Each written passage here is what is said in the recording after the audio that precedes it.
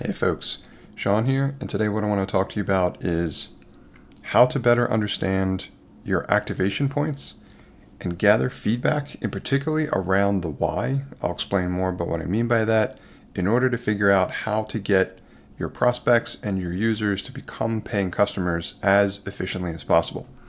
Now, so I've launched another B2B SaaS application this past week, and there's some things that I probably would have really liked to have upon launching or with the launch, but didn't want to slow down the launch, and I really wanted to see how effectively what I had built was converting.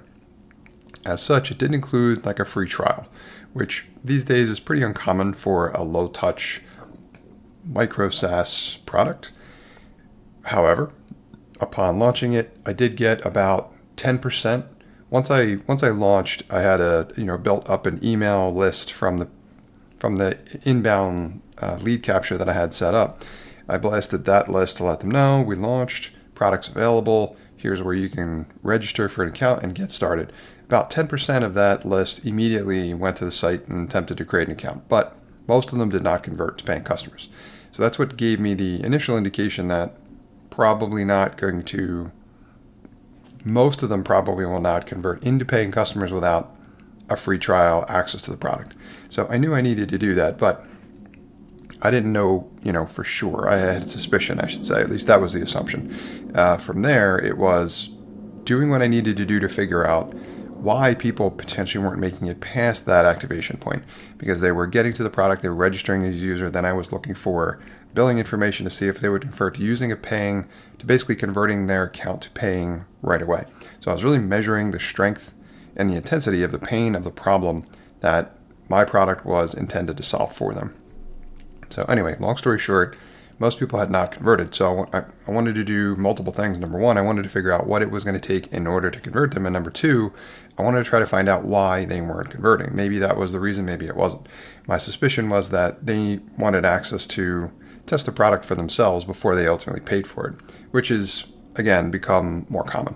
So I leverage a tool called Hotjar. If you're unfamiliar, you can find more out about it at hotjar.com. It's an analytics tool. I think it's great.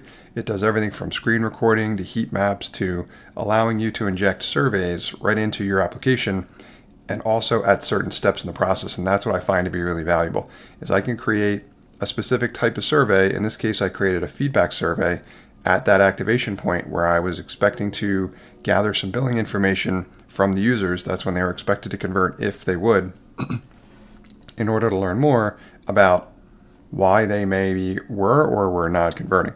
So if they weren't converting, there's a possibility that I could start to collect feedback at that point in the experience for them by including that survey there. And really what you're looking for is the qualitative feedback.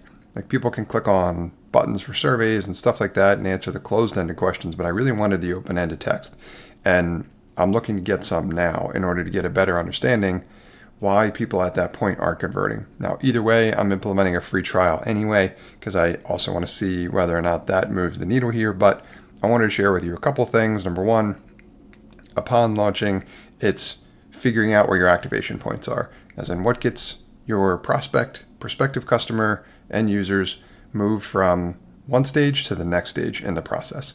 And you'll map it out in your head essentially in the beginning, but then you're going to have to measure the effectiveness of that and figure out if the process may be broken or not converting all that effectively at some point in that process. And then you're going to want to focus in on that one, just like you would a bottleneck in a process, to figure out how to alleviate or eliminate it.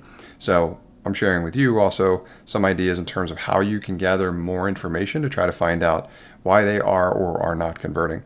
So I used both email with some of the users that I know had attempted to access the system, as well as Hotjar, which I think is a really great tool, and I'll include a link to it in the show notes as well.